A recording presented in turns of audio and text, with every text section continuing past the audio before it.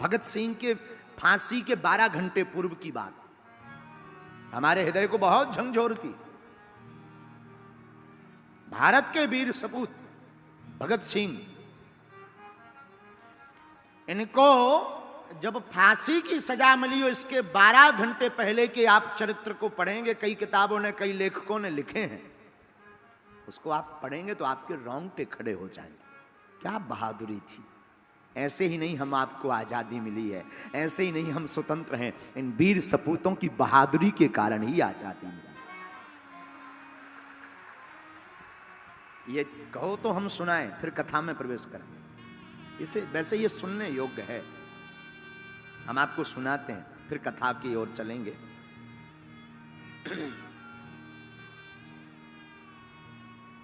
भगत सिंह, सुखदेव और राजगुरु तीनों लाहौर के सेंट्रल जेल में बंद थे। तारीख थी 23 मार्च 1931। 23 मार्च 1931 को वैसे तो आम दिन से थोड़ा अनोखा दिन था। क्यों? उस दिन रात को प्रकृति ने बहुत उपद्रव किया, आंधी चली, तूफान आया और सुबह वातावरण थोड़ा शांत हुआ। इन तीनों वीर सपूतों को फांसी मिल ली थी, लेकिन उस वक्त अंग्रेजी हुकूमत ने इनको फांसी की तय तारीख के 12 घंटे पूर्व ही फांसी देने का निर्णय लिया। शुरुआत अलग, आंधी के साथ, मानो प्रकृति भी इन वीर सपूतों की बहादुरी के कारण अपने आप को रोक नहीं पाई। वो काला दिन 4 बजे सुबह से वही जेल के अंदर की चहल पहल। जेल के अंदर एक वार्डन था जिसका नाम था चरण सिंह। चरण सिंह ने सभी कैदियों को आवाज लगाकर कहा, सभी कैदी अपनी अपनी कोठरी में चले जाओ तुरंत। आज सभी कैदी चौंक गए कि इतनी जल्दी कोठरी में जाने की आदेश क्यों आया है। वार्डन चरण सिंह ने कहा, यह ऊपर से ऑर्डर है, इस पर हमें कुछ नहीं पता है, तुम सब कोठरियों में जाओ। सभी कैदी भयभीत होकर के सहमे हुए अपनी अपनी कोठरियों में चले गए। उसी समय जेल का नाई, जिसका नाम बरकत था, बरकत लुकता छुपता फुसफुसाता हुआ हर कोठरी के बाहर फुसफुसाता हुआ चला आ रहा था। उसकी आंखें कुछ बोल रही थी, उसकी आंखें कुछ कह रही थी। वो आंखों को बार बार नीचे झुका रहा था, अपने आप को वो संभाल रहा था। फुसफुसाते हुए उस बरकत नाई से एक कैदी ने पूछा, क्या बात है, आज इतनी जल्दी क्यों बंद किया गया हम सबको, क्या कारण है? तो बरकत नाई ने कान में जाकर के कहा, पता है, आज रात एक दिन पहले ही भगत सिंह, सुखदेव और राजगुरु, इन तीनों को फांसी दी जाएगी। कैदियों की आंखों में आंसू आ गए, सबकी आंखें नम हो गईं। उस वक्त पंजाब के कैदी ने बरकत नाई से कहा, क्या तुम भगत सिंह की कोठरी तक जाओगे? क्यों? जाओ, और जाकर के भगत सिंह का कोई सामान मिले, कोई पेन मिले, उसका कपड़ा मिले, उसका शीशा मिले, तो हमारे पास जरूर लेकर आओ। तो नाई ने कहा, क्यों? क्यों? ताकि वो सामान मेरे हाथ में रहेगा तो मैं अपने बच्चों को बताऊंगा, मैं अपने परिवारजनों को बताऊंगा कि ये भगत सिंह का पेन है जिसने बहादुरी के पीछे प्राण दे दिए, पर वो कभी झुका नहीं।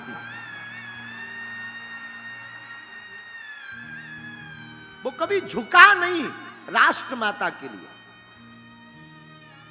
बरकत नाई भागा भागा कोठरी में गया, और कोठरी में जाकर के, बड़ी कठिन जिंदगी है।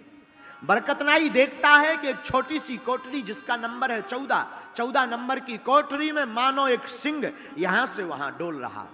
सिंह की भांति भगत सिंह डोल रहे थे, चेहरे पर कोई शिकन नहीं, चेहरे पर मुस्कुराहट। वो छोटी सी कोठरी जिसमें पक्का फर्श भी बैठने को नहीं है, लेटने की ठीक से व्यवस्था नहीं, वो गठीला चौड़ा बदन। बरकत नाई पेन ले आया, कंघा ले आया और लाकर के कैदियों को दिया। आपस में लेने की होड़ मच गई, सब कैदी लड़ने लगे। बाद में लकी ड्रा निकाला गया, बरकत नाई निकल गया।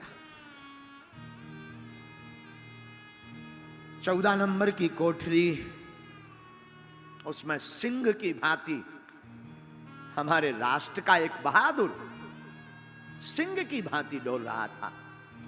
फांसी के ठीक 2 घंटे पूर्व, 2 घंटे पहले भगत सिंह के वकील थे जिनका नाम था प्राणनाथ मेहता, वो आए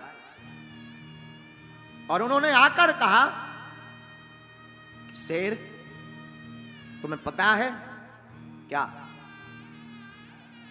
तुम्हारी फांसी की तारीख के 12 घंटे पहले ही तुम्हें फांसी दी जा रही है।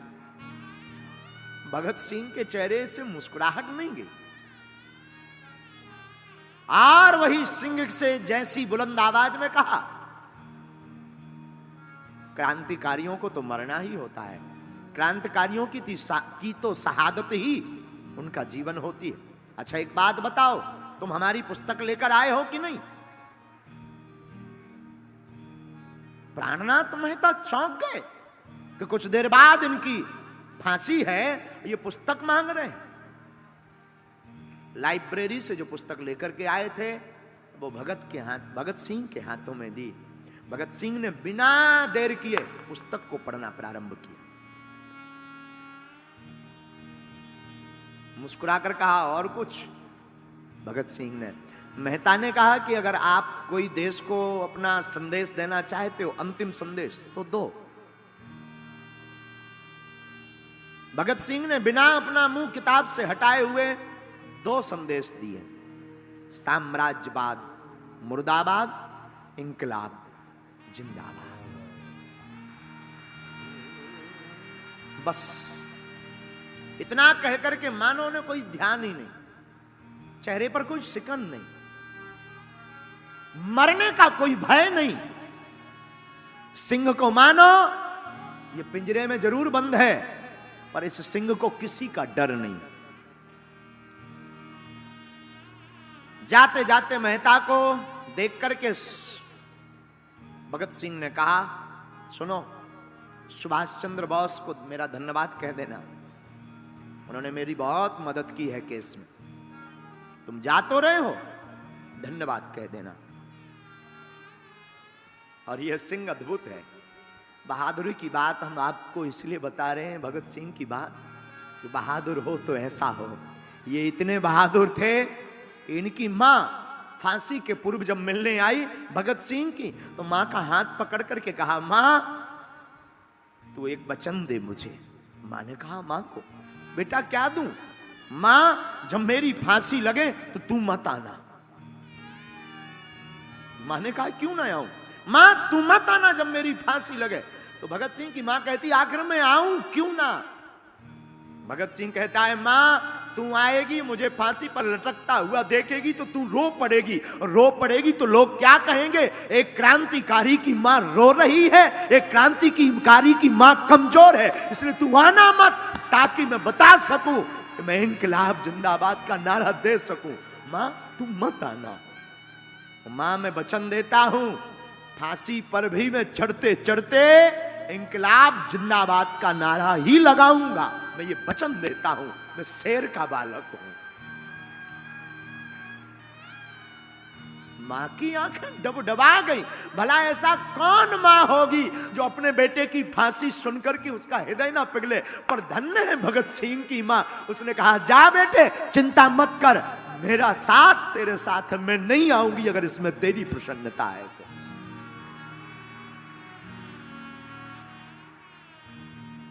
ये बहादुरी की बात है मेरे साधुओं।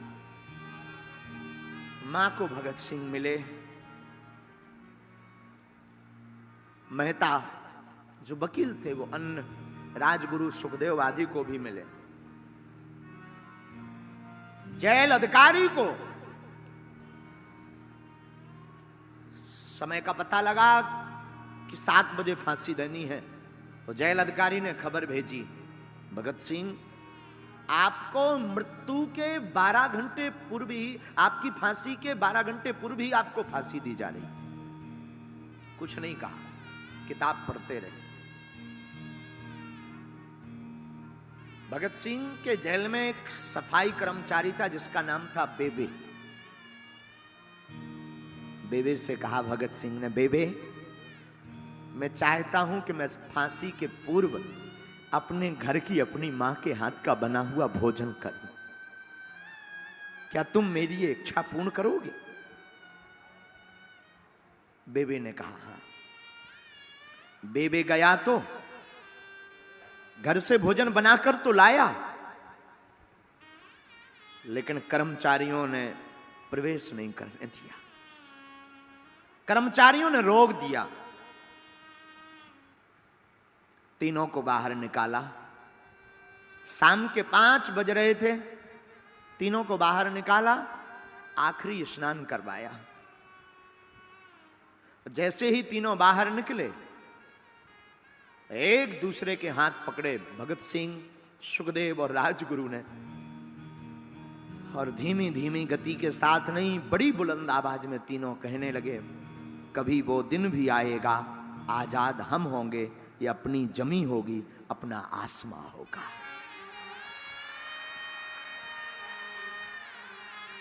तीनों को फांसी के पूर्व आखिरी स्नान कराया गया, काले कपड़े पहनाए गए। सब कैदी जेल खाने में बैठे हैं और आज सब कैदी चुप हैं। सब कैदी बार बार रास्ते की तरफ देख रहे हैं, बार बार चाप की आवाज सुन रहे हैं, बार बार पद कमलों की आवाज देख रहे हैं कि शायद कोई निकले जाते हुए तो हम भगत सिंह को देख लें। तो आज सब कैदी अपनी अपनी कोठरी में तो हैं, पर कोठरी के बाहर खड़े हुए हैं कि यहां से निकलेंगे तो जाते हुए देख लेंगे। और इतने में सभी अधिकारी भगत सिंह, सुखदेव और राजगुरु तीनों ने एक दूसरे का हाथ पकड़ा और फांसी के लिए चल पड़े।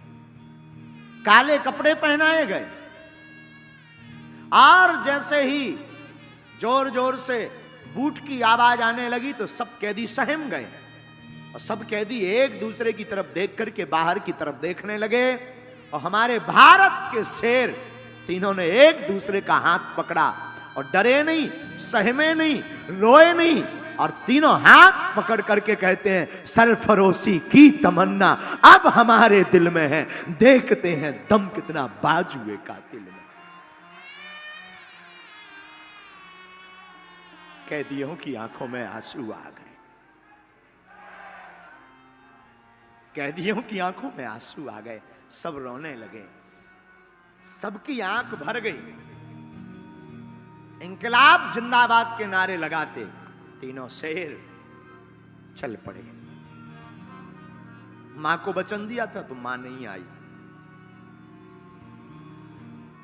हमने सुना है कि घर के नजदीक एक, जेल के नजदीक एक मकान था। कहते हैं कि जब भगत सिंह को फांसी लगी तो वो इतना जोर से इंकलाब जिंदाबाद चिल्लाए कि उस घर में वह आवाज गूंज गई थी और दरवाजे खोल करके वो बाहर तक निकले थे। इतना जोर से चिल्लाया कौन?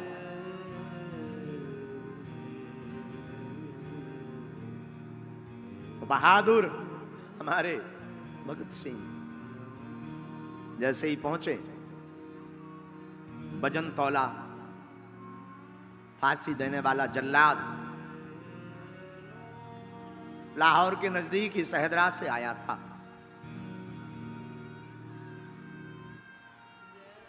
इनके मुख पर काला कपड़ा नहीं डाला गया और तीनों से पूछा कि सबसे पहले कौन जाएगा।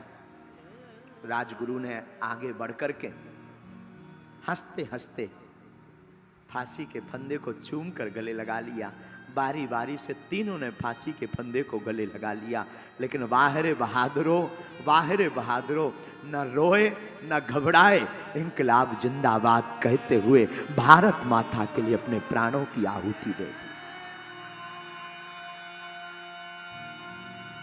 भारत माता की जय बोलते प्राणों की आहुति दे दी। और हमने सुना है उस जेल का वार्डन चरण सिंह ने जब इस फांसी को देखा तो मध्यम कदमों के साथ वो लड़खड़ाता हुआ अपने कमरे तक गया और पहली बार अपने जीवन में वो 1.5 घंटे तक रोया, क्योंकि 30 साल के करियर में उसने हजारों लोगों को फांसी पर चढ़ते देखा, पर पहली बार एक ऐसे बहादुर को फांसी पर चढ़ते देखा कि चरण सिंह का हृदय पसीज गया।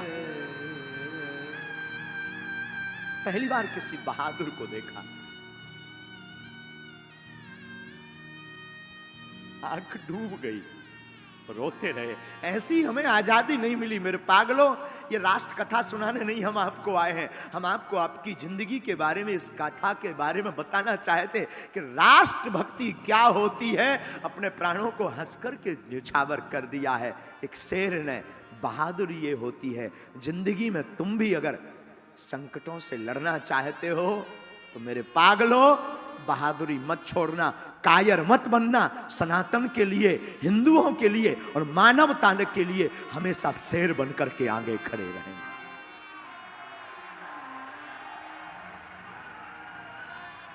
वरना वो दिन दूर नहीं, वरना तुम फिर से गुलाम हो जाओगे। हम दिल्ली में कथा करने तो आए हैं, हम हमेशा बोलते हैं पागलों कथा तो सिर्फ इसलिए कर रहे हैं कि ठाकुर की भक्ति और उनकी याद बनी रहे और तुम भक्त बन जाओ, लेकिन इसलिए भी कर रहे हैं कि हम सब हिंदू एक हों। बहुत जरूरत है। इस भारत को स्वतंत्र करवाने के लिए ऐसे ऐसे वीर सपूतों ने अपने प्राणों को त्यागा है। अब इस देश को फिर से गुलाम मत होने देना। राष्ट्रभक्ति से बड़ी कोई भक्ति नहीं है, राष्ट्रभक्ति सर्वोपरि है। इसलिए जातिवाद छोड़ करके, हम भी ब्राह्मण के बालक हैं, हम चाहते तो हम भी ब्राह्मणत्व की बातें करते, हम भी किसी ब्राह्मण के बालक हैं, लेकिन हम तुमसे कहना चाहते जातियां बाद में, सबसे पहले हम सब सनातनी हैं।